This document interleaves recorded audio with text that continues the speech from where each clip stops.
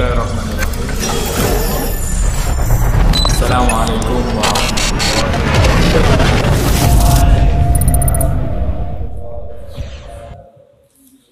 Alhamdulillah, wassalatu wassalamu ala rasulillah wa ala alihi wa ashabihi wa mawala. La hawla wa la quwata illa billah. Allahumma la sahla illa ma ja'altahu sahla wa anta taj'alul husna idza syi'ta sahla.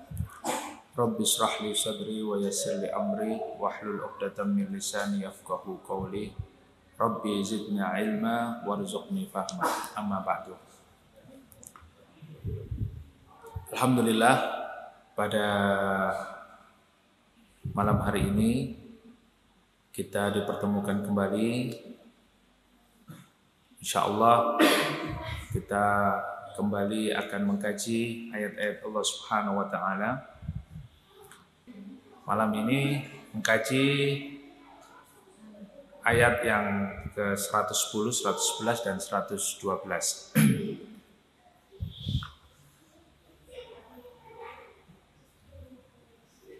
A'udzu billahi minasyaitonir rajim. Bismillahirrahmanirrahim.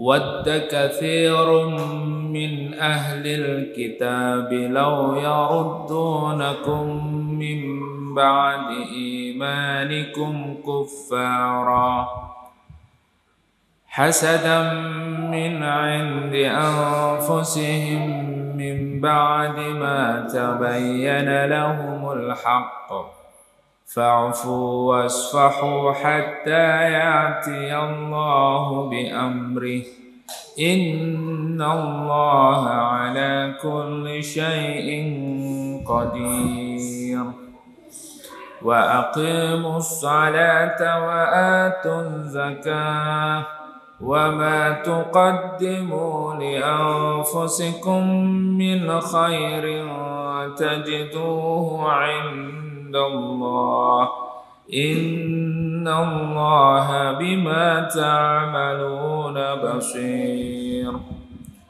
wa qalu lan yadkhulal jannata illa man kana hudan aw nasara tilka amaniyuhum qul hatu burhanakum in kuntum shadiqin bala man aslama wajhahu lillahi wa huwa muhsinun falahu ajruhu 'inda rabbih wala khawfun 'alaihim wala hum yahzanun.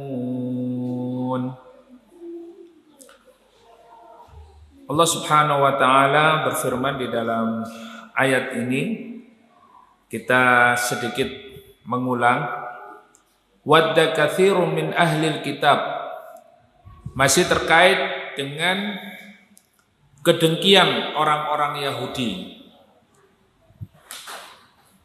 Kedengkian orang-orang Yahudi terhadap umat Islam disebutkan oleh Allah Subhanahu wa taala di dalam ayat ini sangat jelas bahwa orang-orang Yahudi mereka menginginkan, banyak di antara ahli kitab yang menginginkan lau yaruddunakum min ba'di imanikum kuffara, yaitu mereka ingin umat Islam ini kembali kepada kekafiran, sehingga mereka memiliki satu upaya, berusaha sekeras mungkin untuk mengkafirkan umat Islam. Mereka berusaha menjauhkan umat Islam ini dari agamanya dan kafir kembali. Artinya mengikuti milah mereka, mengikuti agama mereka. Karena orang Yahudi ini yakin bahwa hanya agamanya ini yang benar. Orang Yahudi yakin bahwa yang masuk surga itu adalah hanya mereka. Selain orang Yahudi tidak akan bisa masuk surga. Nah, sehingga mereka berusaha untuk mengkafirkan umat Islam ini supaya mengikuti ajaran-ajaran orang-orang Yahudi. Nah, ini jelas sekali. Jadi mereka ahli kitab, kalau di sini disebutkan ahli kitab itu berarti ada dua, Pak. Siapa? Yahudi dan Nasrani. Jadi mereka tidak bosan. Mereka terus menerus untuk berusaha mengkafirkan umat Islam. Menjauhkan orang Islam dari agamanya. Setelah orang Islam ini, mereka beriman kepada Allah, beriman kepada Rasulnya, beriman kepada Al-Quran, tetapi mereka berusaha dimurtadkan, dijauhkan dari Allah, Rasulnya, dan Al-Quran. Nah, ini usaha-usaha mereka. Kenapa? Disebutkan oleh Allah, hasadam min 'indi anfusihim min ba'di ma tabayyana lahumul haqq. Yang demikian itu karena mereka dengki, ya. Karena mereka itu iri, hasad. Kenapa? Karena orang-orang Yahudi itu memahami di dalam kitabnya akan ada seorang nabi, ya, nabi yang terakhir, khatamul anbiya wal mursalin.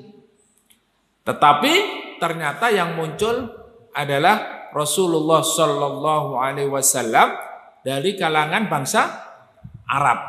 Nah, mereka kecewa, tidak sesuai dengan keinginan mereka, sehingga mereka hasad, iri, dan dengki terhadap umat Islam. Tidak bisa ini, tidak bisa dibiarkan. Karena yang namanya Nabi itu ya dari Yahudi, dari keturunannya Nabi Yakub alaihissalam, bukan dari keturunannya Nabi Ismail, ya, dari bangsa Arab, mesti dari bangsa, ya, Yahudi. Karena kitab-kitab itu diturunkan juga kepada orang-orang Yahudi, ya, keturunan Nabi Yakub alaihissalam, ya, kitab Zabur, Taurat, Injil, ya, yaitu Nabi Daud, Nabi Musa, dan Nabi Isa alaihissalam. Tetapi yang terakhir ternyata datang dari bangsa Arab. Nah, mereka dengki, sehingga berusaha untuk apa? Untuk menjauhkan umat Islam ini, orang-orang yang telah beriman kepada Allah dan kepada Rasulullah Sallallahu Alaihi Wasallam dan kepada Al-Quran, ini berusaha untuk dimurtadkan. Dan apa yang disampaikan oleh Allah Subhanahu Wa Taala ini berlaku. Dan Al-Quran ini adalah mukjizat ila yaumil qiyamah, sampai hari kiamat, sehingga kondisi orang-orang Yahudi hari ini pun sama, ya, tidak ada bedanya dari zaman Rasulullah Shallallahu Alaihi Wasallam sampai hari ini. Mereka hasad, karena ini sudah disebutkan di dalam Al-Quran, dengki. Oleh karena itu dengan berbagai macam cara bagaimana mereka itu mengkafirkan umat Islam, ya. Dari sekian banyak umat Islam, ya, kalau kita berbicara jumlah umat Islam terbanyak, ya, khususnya di negeri kita ini, kurang lebih berapa persen, Pak? Kalau dulu itu 82%, ya. Nggak tahu sekarang sudah turun mungkin, ya. Karena banyak yang murtad. Itu pun kalau kemarin menurut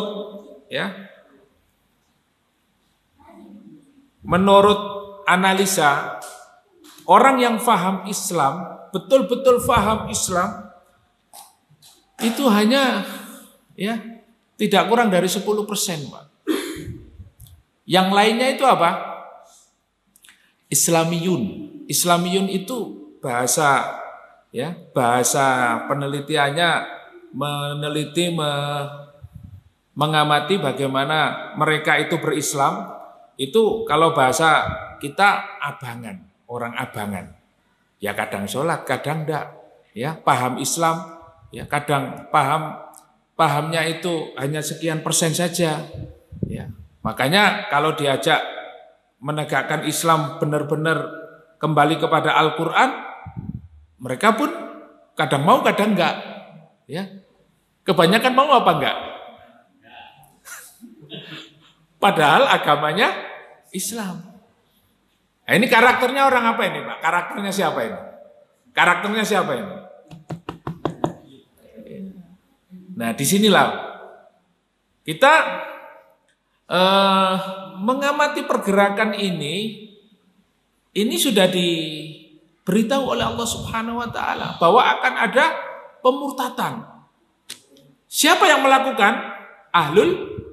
Ahlul kitab, Yahudi dan Nasrani. Nah, ini sekedar mengulang saja Pak ya. Ini nanti kita akan membahas lebih detail lagi.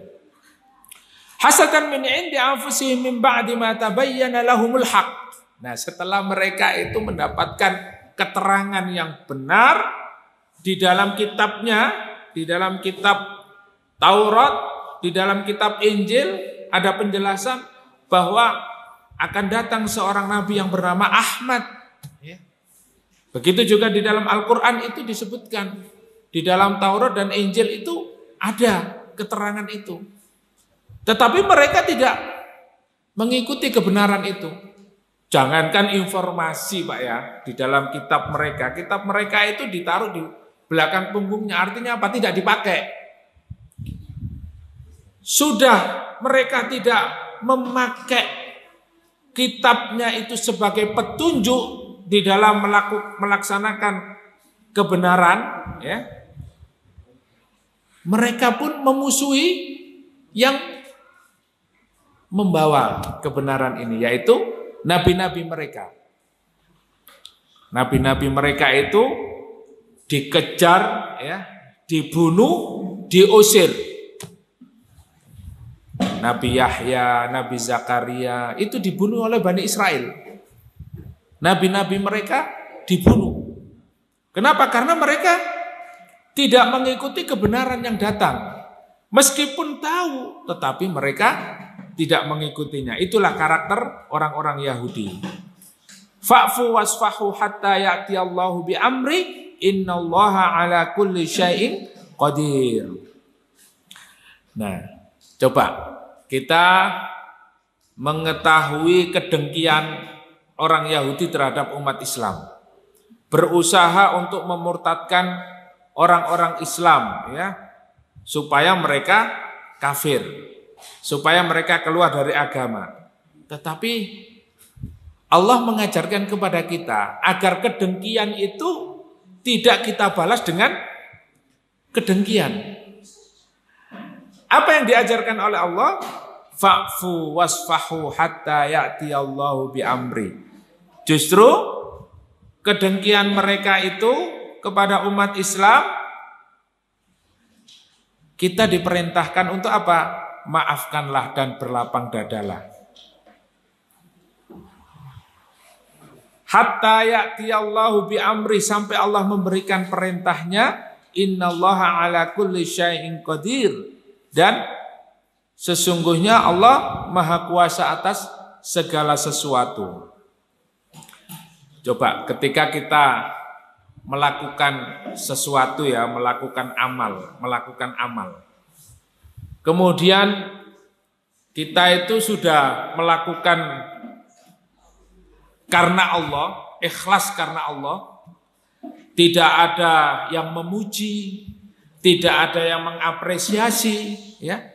Kita ini sudah berusaha beramal, melaksanakan sholat, ya. Kemudian sudah berusaha untuk tholabul ilmi, datang ke majelis ilmu. Bukan karena siapa-siapa. Apa yang kita lakukan ini semata-mata karena siapa? Allah. Kita tidak dipuji orang. Kita tetap datang. Dilihat orang, nggak dilihat orang, kita tetap datang. Bahkan apa yang kita kerjakan itu tidak mendapat pujian, tapi mendapatkan apa? Fitnah. Ya. Sampean kalau ngaji di sana itu nanti jadi teroris misalnya begitu. Sampean itu kalau melaksanakan sholat itu dapat apa? Gak dapat apa-apa, gak dapat untung. Ya. Jadi bukan pujian, bukan sanjungan, akan tetapi justru mendapat apa? Fitnah. Jadi banyak orang dengki terhadap orang-orang Islam yang mengamalkan perintah-perintah Allah Subhanahu wa taala, apalagi mengamalkan syariat Allah, ya, syariat Allah dalam lingkup bermasyarakat dan bernegara. Banyak mendapat apa? Fitnah. Orang semakin senang apa semakin iri, semakin dengki? Semakin dengki. Tapi oleh Allah Subhanahu wa taala kita diajarkan untuk apa? Memaafkan. Kira-kira bisa enggak? Memaafkan orang yang memfitnah kita, yang mendengki kita. Sakit napa mboten? Sakit, ya. Justru kita disuruh untuk berlapang dada dengan orang-orang yang mengkriminalisasi ulama, membunuh ya para syuhada. Ya kita enggak bisa apa-apa, Cuma gerutu aja, ya. Tidak ada yang bisa kita lakukan. Bahkan terus difitnah, ya, difitnah. Ya. Berbagai macam cara, berbagai macam ya usaha untuk mengeluarkan umat Islam ini dari apa? Dari syariat. Nah, sehingga kondisi seperti ini kan semakin sakit, ya. Semakin hari semakin sakit, semakin ya banyak yang meninggal dunia. Banyak orang itu meninggal dunia tanpa gejala sakit. Itu bisa jadi ya serangan jantung. Karena tidak kuat. Ada orang iri, dengki terhadap dirinya, terus dia malah membalas hasad juga, dengki, ya. Jadi podo mangkele. Yang sana itu memfitnah, terus kita yang mangkel, akhirnya mati mendadak. Banyak kondisi seperti ini. Nah, oleh karena itu kita diajarkan di dalam Islam itu ya berlapang dada. Artinya apa? Ya, memaafkan di sini tentunya ya kita dalam kondisi orang yang lemah, ya, tidak bisa berbuat apa-apa. Kita diperintahkan oleh Allah Subhanahu wa taala di dalam ayat selanjutnya ini, ya, bagaimana menghadapi orang-orang yang dengki seperti itu. Menghadapi orang yang dengki terhadap umat Islam, ya, yang hari ini tidak bisa apa-apa, ya. Ada ulama ditangkap di penjara, ya kita tidak bisa apa-apa. Ada saudara-saudara kita dikriminalisasi, ya nggak bisa apa-apa. Ya, ada yang mau melegalkan minuman keras, ya tidak bisa apa-apa. Ya, apa yang bisa kita lakukan? Umat Islam sangat lemah sekali, tidak bisa melakukan apa-apa. Sudah seperti itu difitnah lagi.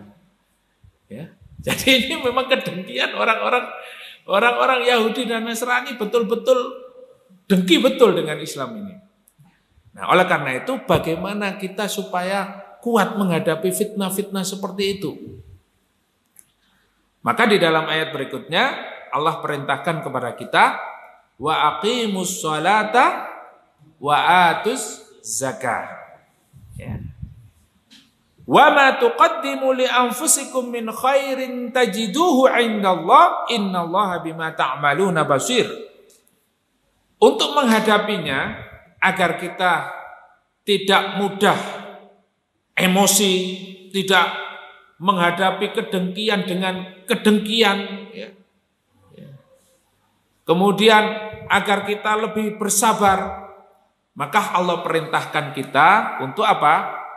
Wa aqimus shalah, yaitu mendirikan sholat.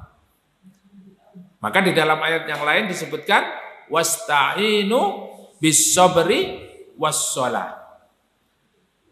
Jadi mintalah pertolongan kepada Allah dengan apa? dengan sabar dan sholat. Karena apa? Sholat ini akan menjadikan kita lebih bersabar. Beda Pak, orang yang dia itu sholatnya sungguh-sungguh, menjaga sholatnya dengan orang yang meremehkan sholat. Kesabarannya berbeda. Kenapa? Karena sholat ini adalah pertautan antara seorang hamba dengan Allah Subhanahu wa ta'ala. Dilihat orang, gak dilihat orang, dia senantiasa apa? Dia senantiasa berhubungan dengan Allah Subhanahu wa ta'ala. Inna sholata lakabiratun illa alal khasiin. Sungguh sholat itu berat Pak. Sholat itu berat apa ringan? Kata Allah berat. Napa maneh kata jenengan. Ya. Kata Allah berat. Apalagi kata-kata kita. Wis abot teman. Tenan abot. Ya. Ini maksudnya adalah sholat yang wajib. Apalagi sholat sunnah ya. Sholat sunnah itu. Yang wajib saja kita kadang-kadang ya, lalai. Apalagi sholat yang sunnah. Akan tetapi sholat ini akan menjadikan diri kita kuat. Berhubungan dengan Allah Subhanahu wa ta'ala. Coba ketika perang Badar itu terjadi pada bulan Ramadan ya, tanggal 17 Ramadan. Sebelum terjadi pertempuran, ketika Rasulullah sudah menentukan satu tempat untuk ya ngecamp sebagai pusat komando dalam pertempuran, malam harinya itu ya, karena kaum muslimin itu berjumlah hanya 313. Kemudian musuhnya orang kafir itu jumlahnya berapa? Ya, kurang lebih 1.000. 3 kali lipatnya. Coba, kira-kira kalau kita mau perang menghadapi jumlah yang besar, lengkap persenjataannya, logistiknya, pasukannya hebat-hebat. Terus kita jumlahnya sedikit, logistik kurang, persenjataan lemah. Coba, kira-kira bisa tidur nggak malamnya itu? Bisa tidur nggak malamnya itu? Mesti, waduh, mikir ya, nggak bisa tidur. Tapi subhanallah, Allah menggambarkan kondisi pasukan perang Badar itu. Idh yughashshikumun nu'asa amanatan minhu wa yunazzilu 'alaikum minas sama'i ma'an liyutahhirakum bi wa yudhhiba 'ankum rijza syaiton wa liyarbita fi qulubikum wa yusabbita bihil aqdam. Allah menggambarkan kondisi pasukan kaum muslimin pada malam itu dalam keadaan ngantuk yang sangat berat. Coba, ya. Idh yughashshikumun nu'as. Ternyata ngantuk itu Pak, itu adalah satu apa? Nikmat yang diberikan oleh Allah kepada tentara kaum muslimin. Tapi kalau ngantuk di majelis ilmu ya musibah Pak. Kalau ngantuk dalam perang, subhanallah, itu adalah nikmat yang diberikan oleh Allah kepada pasukan umat Islam. Loh, besok menghadapi kondisi seperti itu ngantuk semuanya, di dalam riwayat disebutkan semuanya tertidur. Illa Rasulullah sallallahu alaihi wasallam. Karena Rasulullah sallallahu alaihi wasallam yusolli. Ya. Apa yang dilakukan oleh Rasulullah? Ya.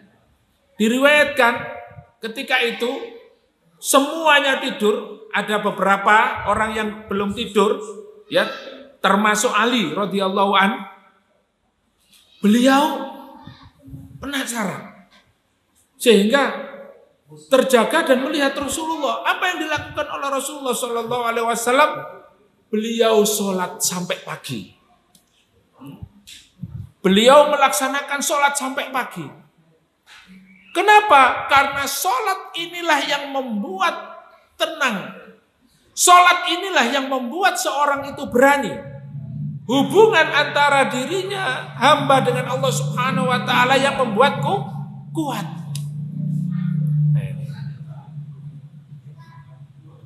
Jadi ketika para sahabat itu tidur, ya, Masya Allah. Padahal kalau dipikir itu mestinya gak bisa tidur, ya. Tetapi kalau nggak tidur, mesti besoknya itu lemes. Ya, kayak kita mau ujian itu kan, wah nggak tidur besoknya blank. Ya. Besok mau nikah gitu ya, terus nggak tidur semalam, ya akhirnya akad nikahnya blank. Ya, mestinya qabilkun nikah jadinya apa? Sah gitu ya. Ini kasih semangat yang jomblo ya. Jadi tidur itu penting. Mengistirahatkan badan itu sangat. Maka Allah memberikan rasa kantuk yang sangat hebat sehingga pasukan kaum muslimin itu tertidur. Wa yunazzilu 'alaikum minas sama'i ma'an, ya. Jadi di dalam riwayat itu karena saking enaknya tidur, Pak, banyak dari para sahabat itu yang mimpi basah. Coba ya, waktu perang ini. Subhanallah, saking enaknya tidur. Pokoknya ini tidur enak sampai ya. Dalam riwayat itu diceritakan banyak para sahabat yang mimpi basah. Kemudian setan membisiki. Ya, berarti kamu dalam kondisi tidak suci, ya. Tetapi apa? Akhirnya Allah apa? Wa yunazzilu 'alaikum minas sama'i ma'an liyutahhirakum bi. Ya, Allah tidak diam, Pak. Allah membantah subhat-subhat yang dibisikkan ya setan kepada para sahabat ini sehingga apa? Turunlah hujan itu untuk apa? Untuk bersuci. Masya Allah. Ya. Ini kondisi mau perang ini, Pak, mau bertempur. Wa yunazzilu 'alaikum minas sama'i ma'an liyutahhirakum bi wa yudhiba ankum rijzas syaitan, dan menghilangkan apa? Bisikan-bisikan setan. Makanya ada ahli herbal itu, Pak, yang menjadikan air hujan itu sebagai apa? Sebagai ya untuk menghilangkan gangguan-gangguan setan. Ya. Jadi kalau ada hujan itu kita jangan ya ojo udan-udan le kok panas. Justru hujan itu menjadi obat ya.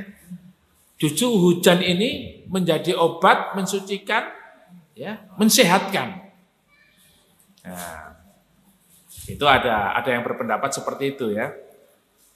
Tetapi yang jelas di dalam ayat ini dikatakan bahwa hujan itu diturunkan untuk apa? Untuk menghilangkan ya, dari gangguan-gangguan setan.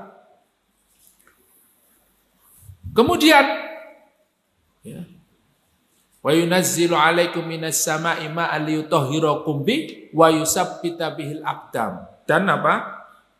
Kalau hujan itu, Pak, ya, kalau di sini hujan itu kalau kena tanah becek, ya. Becek karena lumpur kan.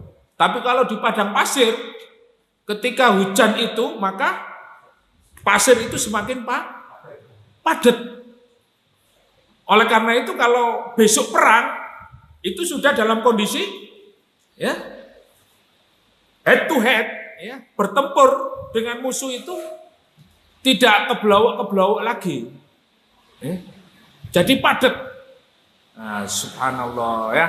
Kita berdoa Allahumma shayyiban nafi'an. Ya Allah, semoga Allah menurunkan hujan dan mendatangkan kebaikan. Insyaallah, hujan yang bermanfaat. Nah, monggo hujan-hujan. Ya, insyaallah ya. Air hujan ini suci dan mensucikan. Kalau jenengan sakit panas, flu, pilek, monggo. Ya. Tapi harus yakin, Pak. Harus yakin ya. Harus yakin, insya Allah ya. Ini mensucikan. Nah, itu gambaran ketika perang. Apa yang dilakukan oleh Rasulullah? Sholat sampai pagi. Ketika semuanya tidur. Kenapa? Ya karena memang pada saat perang tidak ada lagi kekuatan yang diminta, yang tidak bisa mendatangkan kekuatan selain Allah Subhanahu wa taala.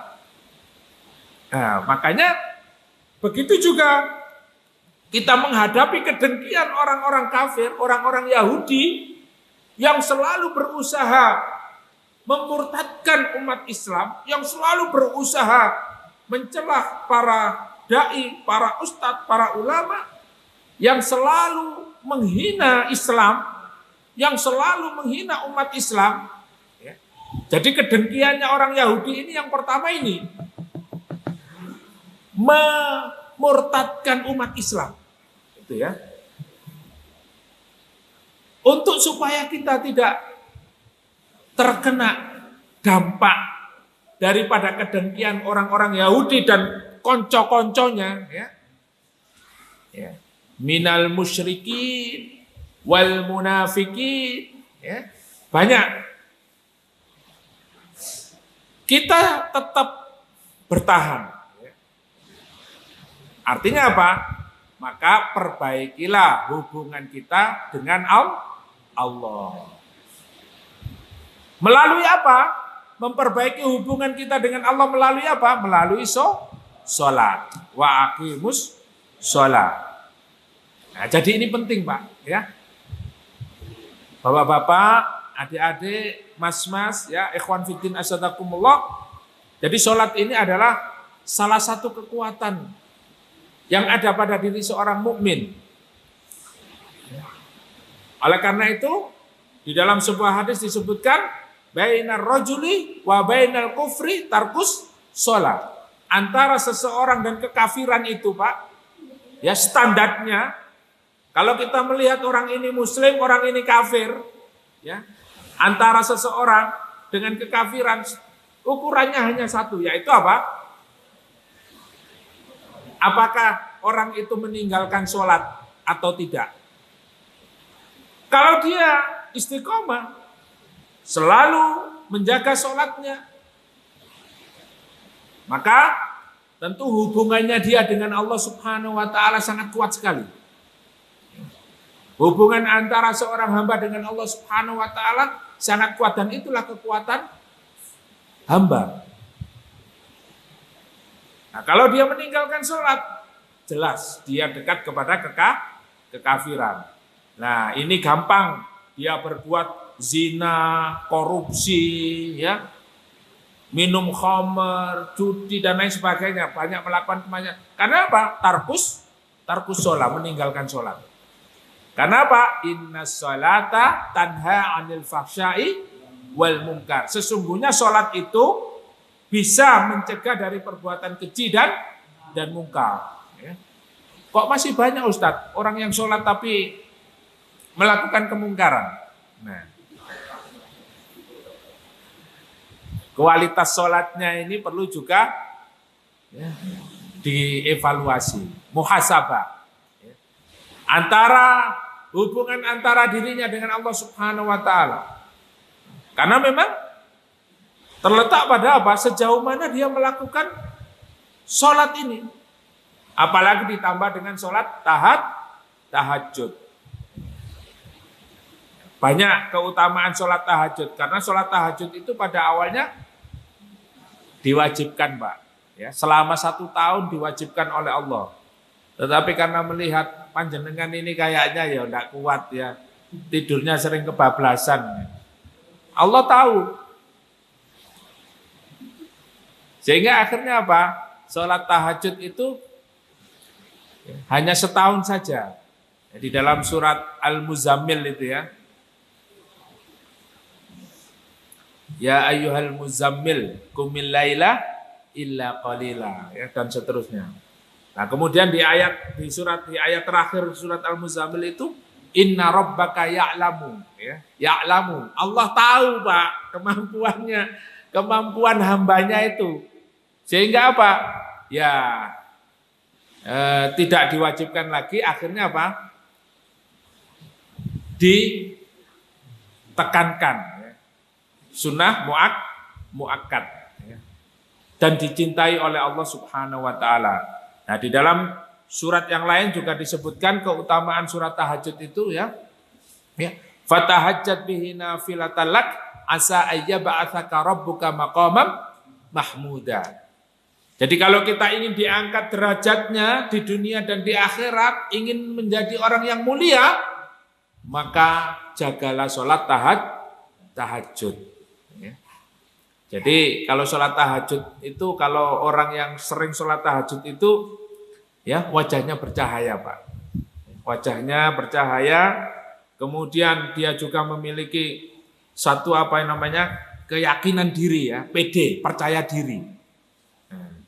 Karena hubungannya dengan Allah Subhanahu wa taala sangat kuat. Ya. Kalau kita itu kadang-kadang ya kalau tidak menjaga hal-hal yang seperti itu, apalagi tidak menjaga sholat, kadang-kadang keyakinan kita ya terkait masalah rezeki, misalnya hari ini kerja susah, ya tidak bisa ngasih memenuhi nafkah keluarga, ya, sulit, semuanya serba sulit. Kalau kita berhubungan dengan Allah Subhanahu wa taala ya tidak baik, artinya kurang antara kita dengan Allah Subhanahu wa taala, tidak kita kuatkan dengan sholat ini, maka kadangkala kita ini juga dengan kondisi ya ekonomi yang carut-marut seperti ini, akhirnya apa? Ada kita temukan orang yang bunuh diri. Banyak orang yang stres. Banyak orang yang kondisinya itu mengenaskan. Karena dia tidak tawakal kepada Allah, tidak menggantungkan kepada Allah Subhanahu wa taala, bahwa yang memberikan rezeki, ya, yang menjadikan dia itu senang dan susah adalah Allah Subhanahu wa taala. Nah, tauhidnya lemah, ya, sehingga banyak orang itu yang sekarang kondisinya ya linglung, stres. Kondisi-kondisi seperti ini ya mudah-mudahan tidak terjadi pada diri kita. Apalagi kalau kita itu sudah kondisi seperti itu, banyak orang tidak senang dengan kita, difitnah di sana sini, ya, sudah stres difitnah, ya, difitnah tonggo, difitnah konco, difitnah keluarga, difitnah, waduh. Tetapi kalau kita menghadapi seperti itu apa? Kita perbaiki hubungan kita dengan Allah. Kita bermunajat kepada Allah. Ya Allah, saya difitnah, ya Allah. Sungguh saya tidak melakukannya, ya Allah. Ya. Kita meminta kepada Allah, bertawakal kepada Allah, sungguh-sungguh memohon pertolongan hanya kepada Allah Subhanahu wa taala. Ya. Kemudian beristighfar dengan selalu membaca sayyidul istighfar.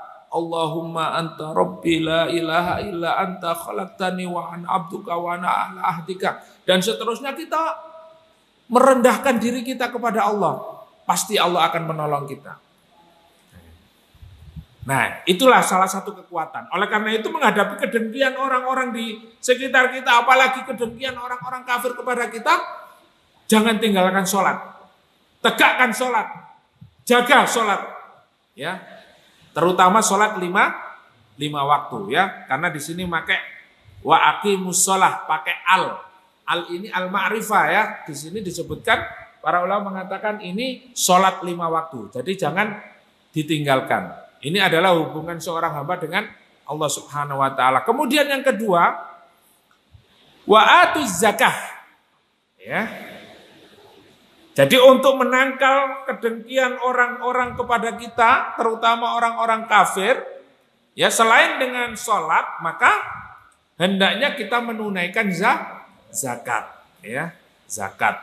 Kalau sudah sampai nisabnya ya, batas maksimal harta kita ya sampai 1 tahun ya, 1 haul itu kita harus mengeluarkan 2,5%. Nah ini zakat yang wajib. Ada zakat-zakat yang sunnah seperti infak, sedekah. Kenapa ini diperintahkan oleh Allah? Untuk menguatkan kita antara orang-orang kaya dan orang-orang miskin, ya.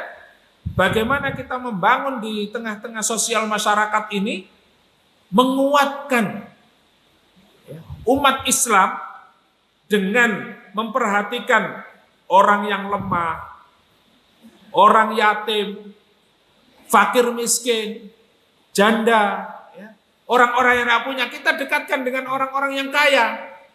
Sehingga apa? Islam ini kuat. Lah tapi kalau yang kaya semakin kaya, yang miskin semakin miskin, ngedrop. Ya. Sekarang ini dikuasai oligarki. Hanya segelintir orang tapi bisa mengendalikan sebuah negara, Pak. Ngeri. Ya.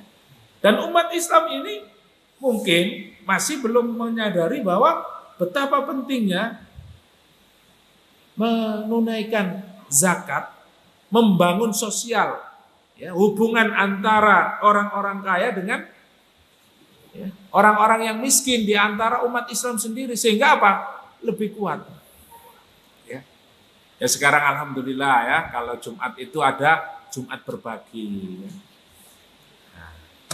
Alangkah bahagianya kalau ada sekolah gratis, rumah sakit gratis. Ya, yang belum nikah, tidak punya biaya, nikah gratis. Oh iya, ini terjadi pada zaman Khalifah Umar bin Abdul Aziz, Pak. Yang punya hutang didata. Ya, hutang berapa? 100 juta. Dikasih sama Khalifah. Ini, bayarkan. Alhamdulillah. Ya. Sampai seperti itu.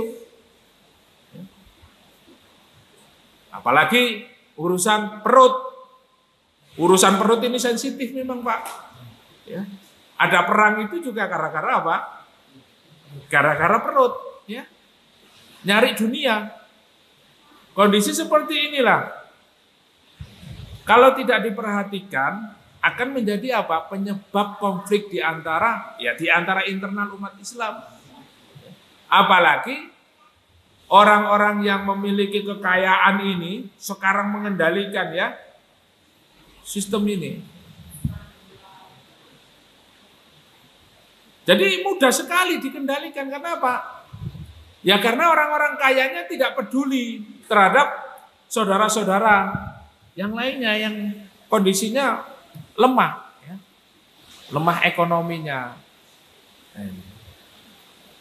Oleh karena itu, kalau perintah sholat, hubungan hamba dengan Allah Subhanahu wa Ta'ala, juga perintah menunaikan zakat ini, infak dan sedekah, kemudian kita kelola dengan baik, umat Islam bisa memanage ya sosial hubungan antara ya personal individu seorang muslim di tengah-tengah masyarakat, menguatkan dengan masalah-masalah terkait dengan ekonominya ya. Nah ini akan semakin kuat. Dan kedengkian-kedengkian mereka itu akan bisa kita minimalisir. Kita bisa istiqomah, Pak. Berdakwah, berjuang. Nah, sekarang mau berdakwah, mau pakai apa? Kita mau berdakwah, ya. Ke sana kemari tidak punya uang. Siapa yang membiayai? Ke sana kemari biaya sendiri, ya. Loh ini terjadi. Kenapa? Kita banyak bertemu dengan para ustadz, bahkan para ulama. Mereka ke sana kemari untuk menyebarkan bagaimana Islam yang benar, untuk merubah ya kondisi umat ini agar kembali kepada syariat Allah. Tidak ada yang biayai, Pak. Biaya sendiri, ya. Nah, ini. Jadi inilah kondisi hari ini. Sehingga memang harus kita rubah. Kita berusaha bagaimana nantinya para dai, para ustadz ya, kemudian umat Islam ini tidak lagi ada kendala di dalam apa? Di dalam perjuangannya. Wa ma tuqaddimu li anfusikum min khairin tajiduhu indallah. Nah, ini yang harus kita pahami, bahwa apa saja segala kebaikan yang kita lakukan itu adalah sebenarnya bukan untuk Allah.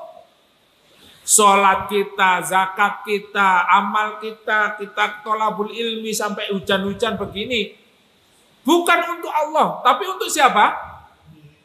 Untuk diri kita sendiri. Wa ma tuqaddimu li anfusikum, wa ma tuqaddimu li anfusikum min khairin tajiduhu indallah. Jadi segala kebaikan yang kita kerjakan itu untuk diri kita sendiri, dan nanti ini adalah investasi kita. Kebaikan ini nanti akan ditampakkan oleh Allah Subhanahu wa taala di hadapan kita. Videonya, filmnya diputar lagi, Pak. Mulai dari bayi sampai mati diputar filmnya. Oh, pernah minum minuman keras ini ya. Pernah berzina, pernah pernah korupsi, pernah ini. Filmnya diputar lagi. Ini rajin, ya, majelis ilmu, sholatnya, berdakwah, berzakat, mengeluarkan. Ini nanti akan dilihat semuanya. Dan anggota tubuh kita ini masing-masing akan berbicara. Kaki kita itu akan nanti bersaksi di hadapan Allah Subhanahu wa taala. Ya. Mulut kita apa? Dikunci oleh Allah Subhanahu wa taala. Ya. Mulut kita ini akan dikunci oleh Allah Subhanahu wa taala, dan kaki kita yang akan bersaksi. Ya Allah, kaki ini digunakan untuk berjalan menuju ke masjid zikrullah. Ya. Tolabul ilmi. Dan insya Allah baik. Kakinya yang kiri, ya, maupun tangan, mata, telinga, digunakan untuk mendengar apa, melihat apa, semuanya nanti akan dimintai pertanggungjawaban oleh Allah. Dan mulut tidak akan bisa bicara. Maka semua kebaikan yang kita lakukan itu untuk diri kita sendiri. Oleh karena itu kita melakukannya harus betul-betul ikhlas karena Allah. Harus betul-betul kita melakukannya itu karena Allah Subhanahu wa taala. Jangan karena kita minta apa? Supaya dipuji, supaya mendapatkan apresiasi dari orang. Ya misalnya buat teh, buat kopi, buat ini ya. Kalau dilihat orang, ya dibuatkan. Kalau nggak lihat, ya ngapain ya? Kan nggak dapat pahala, nggak dapat pujian. Kalau ada yang melihat itu, dia semangat beramal. Tapi kalau nggak ada yang lihat, loyo. Padahal nilainya sangat tinggi sekali di hadapan Allah. Ketika tidak dilihat oleh manusia, dia tetap beramal. Hadir ke tempat ini, hadir di majelis ilmu ini, hadir di masjid ini, bukan karena siapa-siapa. Bukan karena disuruh istri, bukan karena disuruh orang tua, bukan karena disuruh teman, bukan karena siapa-siapa, tapi karena Allah Subhanahu wa taala. Maka ini akan mendapatkan pahala yang sangat tinggi sekali di hadapan Allah. Dan ini bukan untuk Allah, tapi untuk kita sendiri. Wa ma tuqaddimu li anfusikum min khairin tajiduhu indallah. Nanti balasannya di hadapan Allah. Kalau sekarang Pak, ya, kita mungkin beramal ini tidak nampak ya, pahalanya. Tapi ingat, innal abrara lafi na'im wa innal fujjara lafi jahim. Sungguh orang yang melakukan kebaikan-kebaikan itu dia akan masuk ke dalam surga. Memang surga ini hari ini tidak bisa kita lihat. Tapi Allah Subhanahu wa taala memperjalankan Rasulullah dari Mekah, ya, kemudian ke Palestina, kemudian naik ke langit ketujuh. Kemudian Allah memperlihatkan kepada Rasulullah Sallallahu Alaihi Wasallam surga dan neraka. Bagaimana keadaan orang-orang yang ada di dalam surga dan bagaimana keadaan orang-orang yang ada di dalam neraka? Diceritakan oleh Rasulullah. Dan Rasulullah Sallallahu Alaihi Wasallam banyak dipertemukan dengan para nabi. Sehingga kita beramal itu adalah karena ingin mendapatkan pahala dari Allah Subhanahu wa taala, dan itu untuk diri kita sendiri. Jadi harus termotivasi, Pak.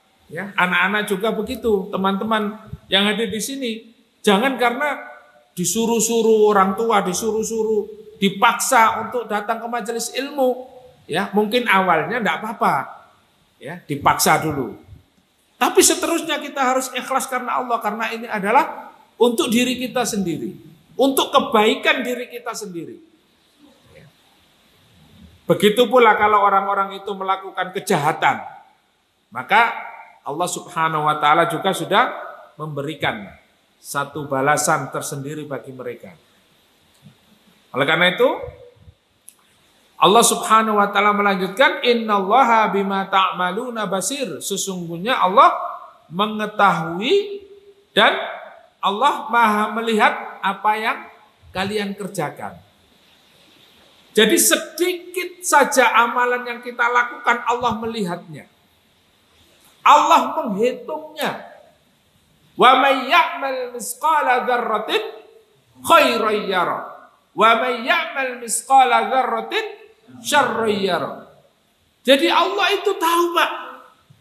Meskipun jenengan masuk ke dalam goa, ya, kemudian melakukan kemaksiatan, Allah tahu. Meskipun ya tidak ada yang melihat kita, kemudian kita berinfak, kemudian kita mempersiapkan, ya, oh hari ini ada pengajian, disiapkan mic-nya, disiapkan ya bangkunya, disiapkan ini ya. Meskipun nggak ada yang melihat, ini akan mendapatkan balasan dari Allah Subhanahu wa taala. Apalagi amalan-amalan yang sangat besar untuk perjuangan Islam, ya, untuk membersamai para ulama, mendakwahkan Islam. Nah, ini Masya Allah ya, pahalanya sangat besar sekali, dan Allah menghitungnya. Allah Maha melihat apa yang kita kerjakan. Kemudian kedengkian yang kedua, wa qalu la yadkhulul jannata illa man kana hudan aw nasara.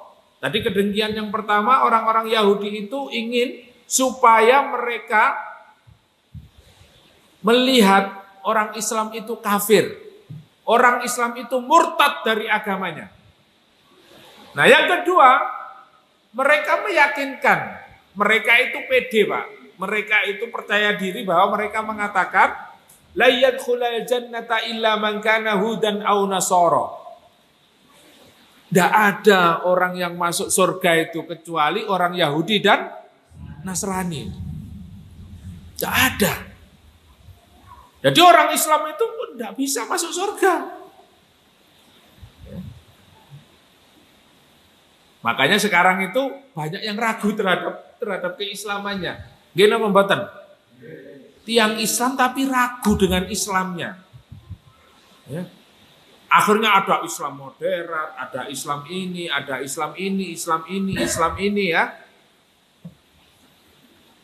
Banyak. Model Islamnya banyak. Ya, model Islamnya banyak.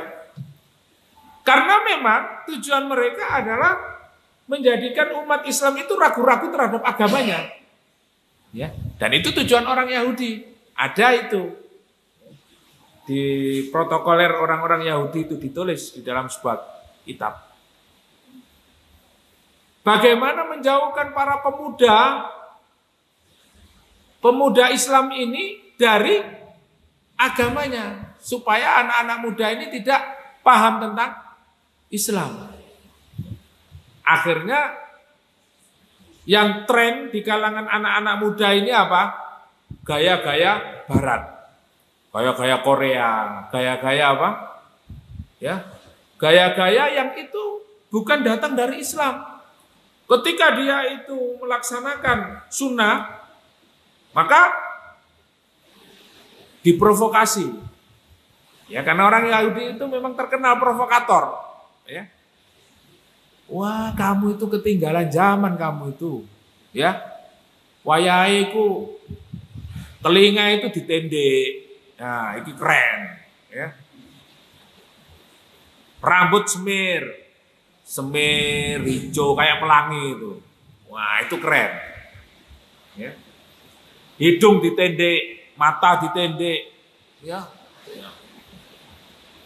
Jadi seakan-akan ketika ada seorang muslim, ya anak muda pakai gamis, kemudian memelihara jenggot, kemudian rajin sholat, oh ini teroris ini. Jadi mereka menggambarkan itu adalah satu perbuatan yang menyelisihi pada umumnya. Nah, sehingga digambarkan itu yang apa? Ini loh yang modern itu. Ya. Sekarang yang modern itu sekolahnya pakai HP, bukan di kelas. Ya. Ya, kira-kira anak tambah pinter apa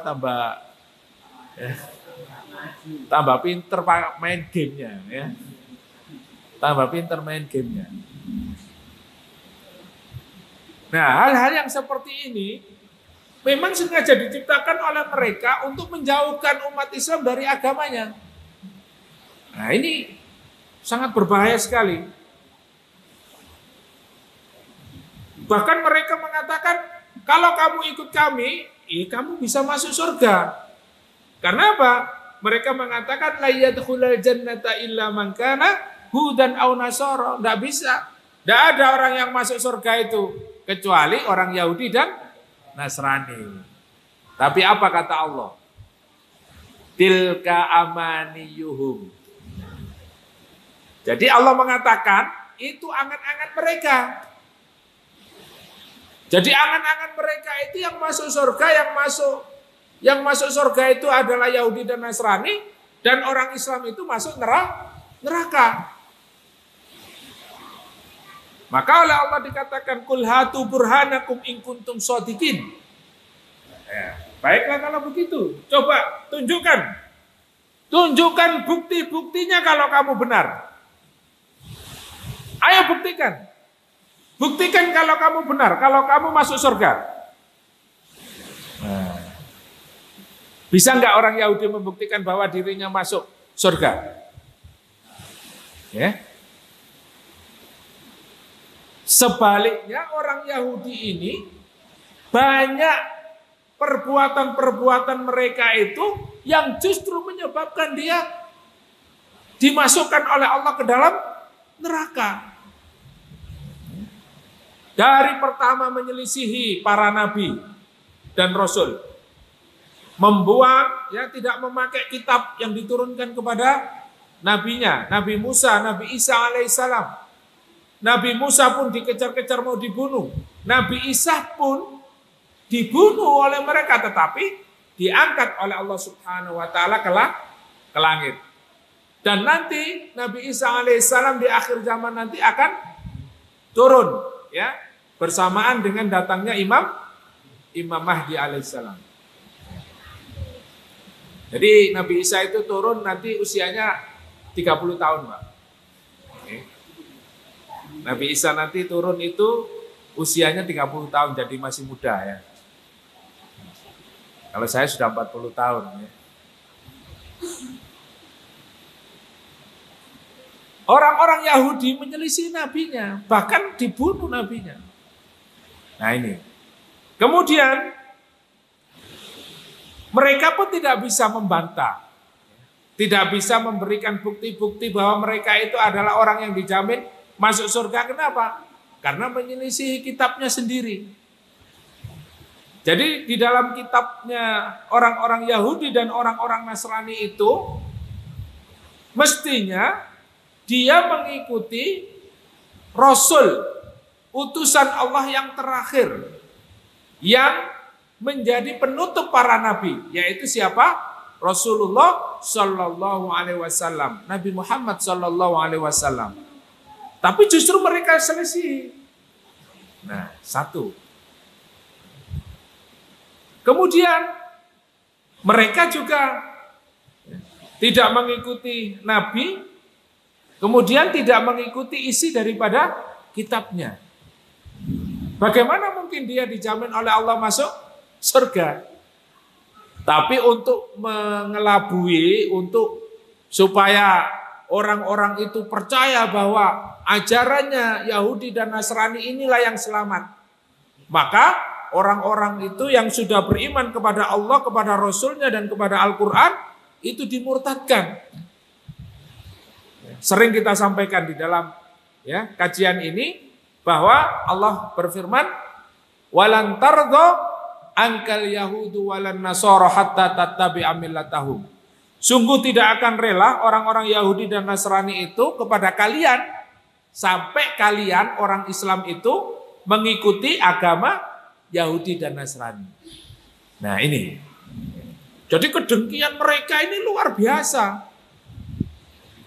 Jadi mereka memurtadkan umat Islam dengan berbagai macam cara, terus mereka meyakinkan kepada orang-orang ini, kepada seluruh dunia bahwa orang-orang Yahudi lah yang berhak menguasai dunia ini. Karena orang-orang Yahudi lah yang akan dimasukkan oleh Allah ke dalam surga. Makanya ada one word, one order ya. Jadi tatanan dunia baru ya, termasuk mungkin dunia baru sekarang ini kan sudah berubah. Kebiasaan manusia sudah berubah semua. Ya, dengan datangnya apa? Corona ini juga ini termasuk tatanan dunia baru. Nah, inilah yang diinginkan ya, kondisi seperti ini. Sehingga yang menguasai adalah mereka, bukan umat Islam. Dan yang terakhir, bala man aslama wajhahu lillahi wa huwa muhsinun falau ajruhu 'inda rabbih wala khaufun 'alaihim wala hum yahzanun. Ya. Dan barang siapa yang menyerahkan diri sepenuhnya kepada Allah, ya artinya apa? Masuk Islam. Ya.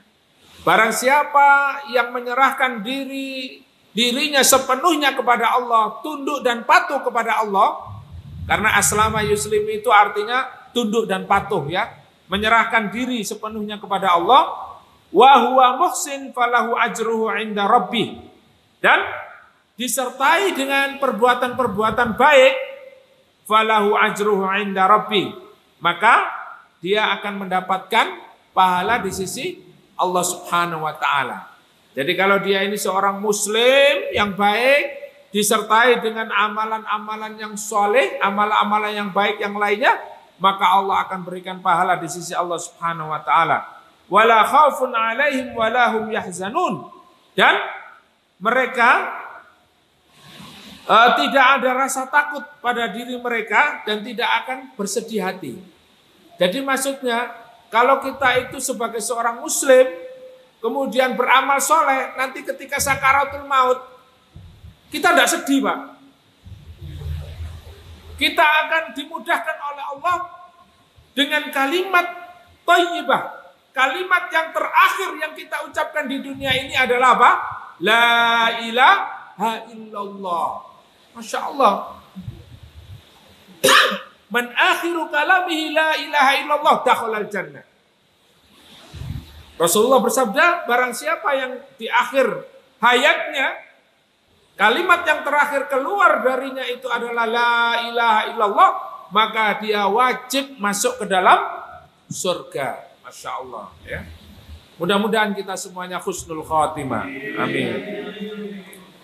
Itulah barangkali apa yang kita sampaikan pada malam hari ini ya, bisa memotivasi kita untuk senantiasa beramal, terus beramal soleh. Ada yang lihat atau tidak ada yang mendengki, ya, dengki, hasad, iri kepada kita, tetap ya. Kita kuatkan hati kita untuk terus beramal karena Allah Subhanahu wa taala. Aku qouli hadza wa astaghfirullah li wa lakum.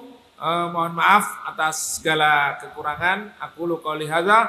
Assalamualaikum warahmatullahi wabarakatuh.